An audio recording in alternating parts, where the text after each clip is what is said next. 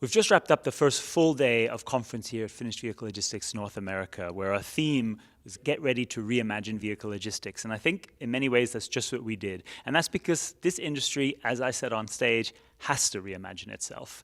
On the one hand, because constant change and uncertainty in the current climate of tariffs, tariffs on, tariffs off, it is really changing the way the industry thinks about its own operations. It's thinking about the data that it measures, scenario planning, scenario A, B, C, what's the impact going to be? So we need to understand how we can change and change quickly. Beyond tariffs, it is really about a constant, continuous optimization that accounts for changes in market, changes in equipment, new vehicles like EVs coming onto the scene, what that means for load optimization.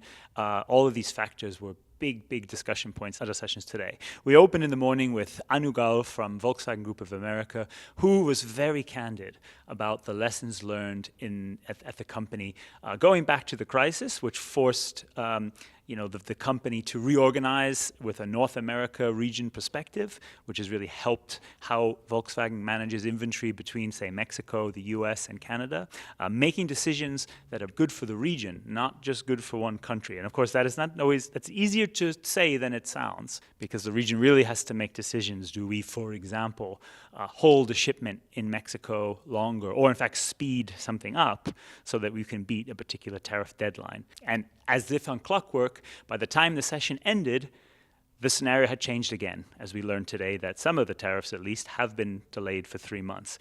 That only underlined one of our other topics, which was continuous network engineering and optimization. We heard from Todd Myers from Nissan North America, as well as Darren Acker from Glovis America, how they are moving to a scenario where they can more continuously adapt their networks, look at different data points, model the changes based on things like total delivered costs versus cost per unit, but not forgetting quality considerations, revenue considerations, because sometimes moving faster means you can get revenue faster. So systems that can do that better, but also partnerships and collaboration. And that was something that came out clearly from FreightVerify, our sponsor today for the lunch, and also a key speaker, where Christian Krathwohl talked about the VIN-level visibility that is driving the network and is helping to make better decisions on some of these topics.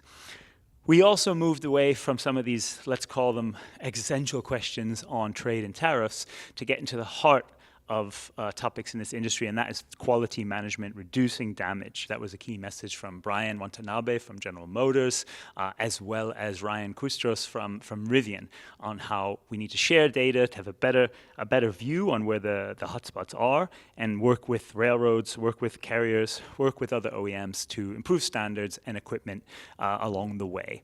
So those are just some of the many things we talked about at Finished Vehicle Logistics North America that we continue.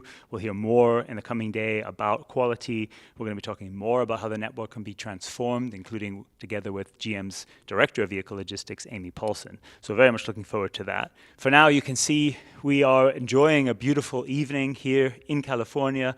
The best of the sun and the best of the weather is with us. Some of that optimism that is coming into the industry, despite that uncertainty, is drifting off, some of the clouds fading away. So let's enjoy that evening. We'll give you a little bit more glimpse of that, and we'll be sharing more insights with you from Finished Vehicle Logistics North America. Thanks so much for following us.